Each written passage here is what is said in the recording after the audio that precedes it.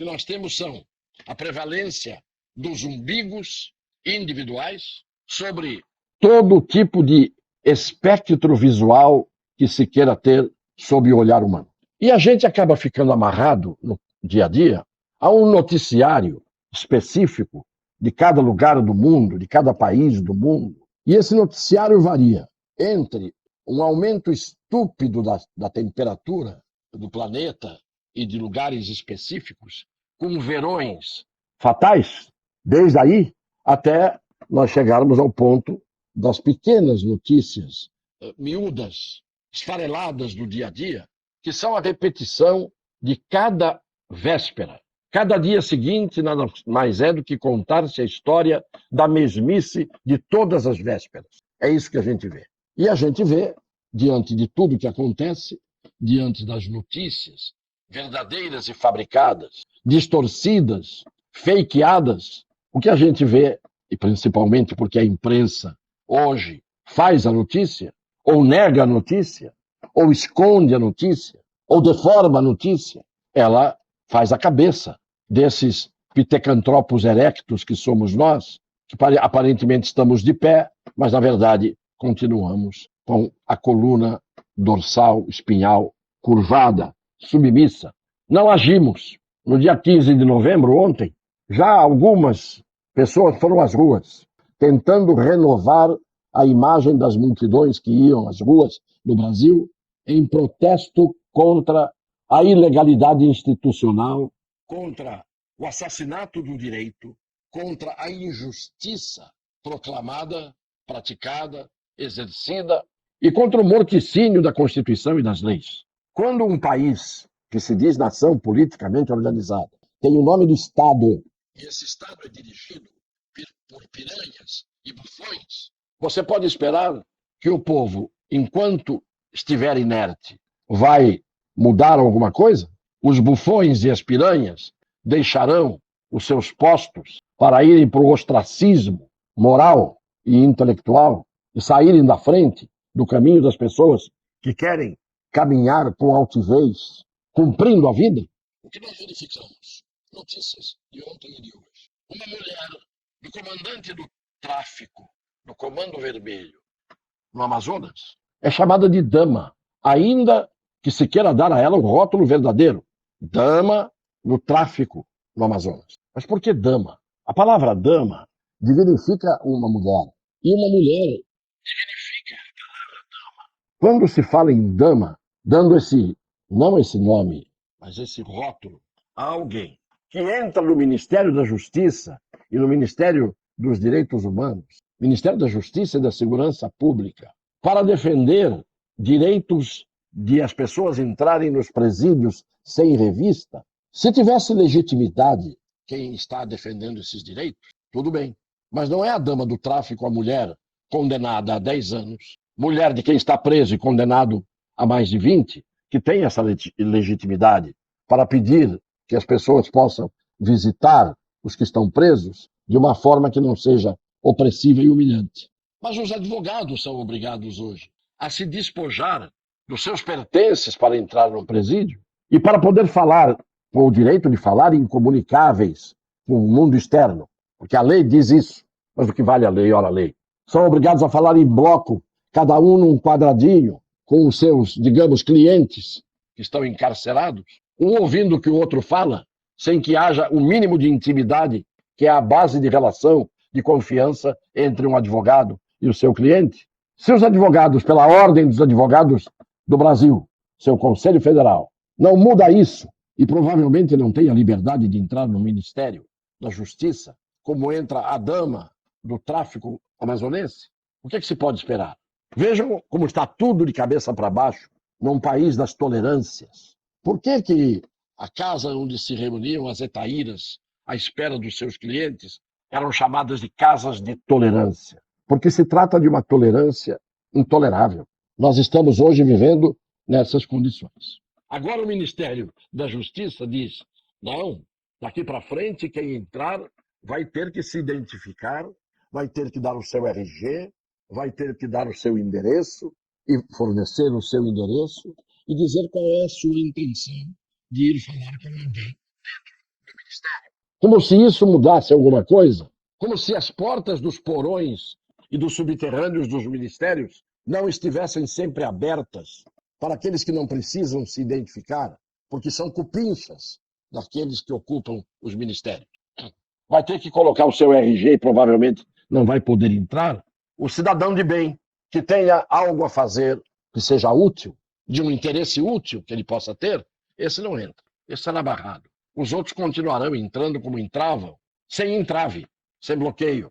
Por outro lado, esta cidadã que entrou 2 vezes no ministério fez discurso, fez pronunciamento em evento oficial com o brasão da República na frente. Isto reflete o que é o governo, ou o governo não percebe que a sua imagem está sendo transferida para aqueles que são o antigoverno? Ou o crime organizado é governo, na prática? Ou as divergências, os confrontos, os antagonismos entre as facções se repetem dentro da esfera do poder, de tal maneira que um dirigente da República pode ter a preferência pela facção A e por ela ser apoiado, e o outro ter a preferência pela facção B e por ela ser sustentado. Em que país estamos vivendo? No país em que alguém que está no poder pode estar na iminência de largar tudo e ir viver a vida? Ou de o fazerem largar tudo para que um outro que está no poder, na linha hierárquica, assuma o seu lugar? Porque esta era a intenção, já desde o começo, de acordo com os interesses das forças ocultas, das forças não ocultas, das forças explícitas de armas na mão e das forças não explícitas, armadas até os dentes. Em que país estamos vivendo?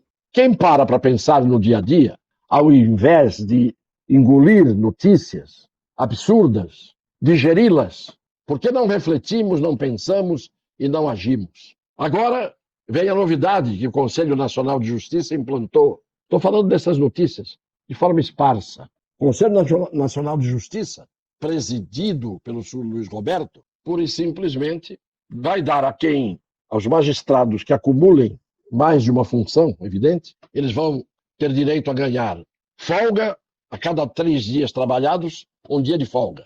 Ou de receber o dia de folga, se quiser trocar a folga pela remuneração. Essa indecência, que não é uma regalia que se dá a nenhum brasileiro que trabalha em condições normais, incorpora-se a outras indecências que vêm do poder que deveria dar o exemplo e, ao contrário, vem dando os piores exemplos pela prática que vem sendo exercida em derrubar as leis como os pinos de um boliche num strike a cada ato de uma liminar que venha ou uma decisão do plenário. O que eu quero dizer é que ninguém acumula 2 funções trabalhando o dobro. Se eu sou um juiz e eu acumulo, por exemplo, 2 varas de 2 comarcas contíguas, no momento em que eu estou dando uma sentença num processo de uma das comarcas, eu não estou fazendo outra coisa.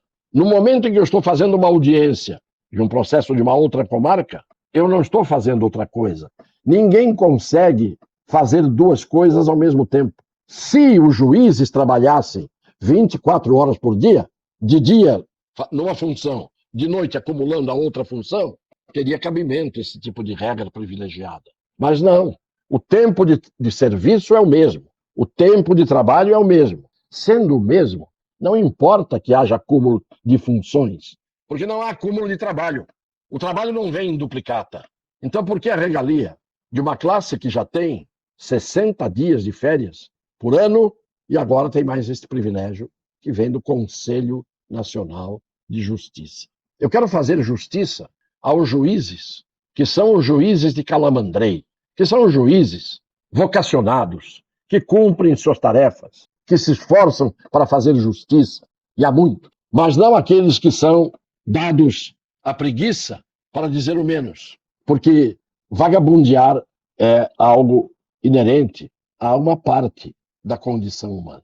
Por outro lado, os pobres coitados senadores e deputados vão, como uns idiotas, ao exterior, estão lá, levando denúncias à OEA sobre a violação dos direitos fundamentais no Brasil e sobre o atropelamento da Constituição. O que adianta cada organismo internacional que só tem sigla, fachada, gente empregada trabalhando para não produzir coisa alguma na prática. No plano ideal, ONU, Organização das Nações Unidas, OEA, Organização dos Estados Americanos, tribunais internacionais. O que é que isto tem? Tudo isto tem a ver com o exercício do poder para impor ao mundo, aos estados, às nações, o dever de serem justas, cumpridoras, inclusive, das leis internacionais. Tem poder nenhum. Discursos, parlapatices, falatório, aqueles que não são bufões, que estão aí incluídos nessa definição parcial, acabam fazendo o mesmo papel dos bufões, ainda que tenham boas intenções. A filha do Fernandinho Beiramar, um dos mais notórios traficantes que o Brasil conheceu, acabou de receber um título, uma homenagem por sua função de responsabilidade social. E nós, que não aplaudimos, talvez não tenhamos nem o direito de protestar, mantidos na posição do primeiro dos humanoides que antecedeu ao Homo sapiens, e depois ao Pithecanthropus erectus, ao homem de Neandertal, essas figuras todas de que somos herdeiros, pelo menos no aspecto de sermos isto, trogloditas, do ponto de vista intelectual, quando não conseguimos nos dar conta do nosso papel omisso nas sociedades deste mundo, que avançou tanto que, enquanto a burrice generalizada da humanidade vai aumentando, a inteligência artificial, manipulada por meia dúzia de figuras que não sabemos de onde vieram, nem para onde vão nos levar, estão nos manipulando com essas inteligências artificiais. Era preciso que, depois de tanto tempo, de uma inteligência infrutífera de uma grande parte da humanidade, viesse descaradamente a inteligência artificial. Não para melhorar o mundo, porque todas as grandes invenções do homem, que foram feitas para o progresso da humanidade, para melhorar o mundo, acabaram desaguando em guerras, em destruição e em desgraça universal. 8 bilhões a mais de seres humanos, mais de 8 bilhões de seres humanos do planeta. Estão aí as inteligências artificiais, porque as nossas inteligências não deram conta. Porque não basta a inteligência, é preciso a coragem, é preciso o esforço, é preciso o estudo, o aprendizado, para que as pessoas se deem conta do que está acontecendo à frente do seu nariz. E isto que eu estou dizendo é dirigido, claro, a essa parcela amorfa, abólica, indolente, inerte, que não age, mesmo, principalmente, porque não sabe e nunca soube a força que tem. Até onde vamos? Nos arrastando, porque assim caminha a humanidade, eu não me atrevo a adivinhar. Compartilhem, deem o like e vamos caminhando, talvez na contramão da humanidade. Um beijo no coração das pessoas de boa fé.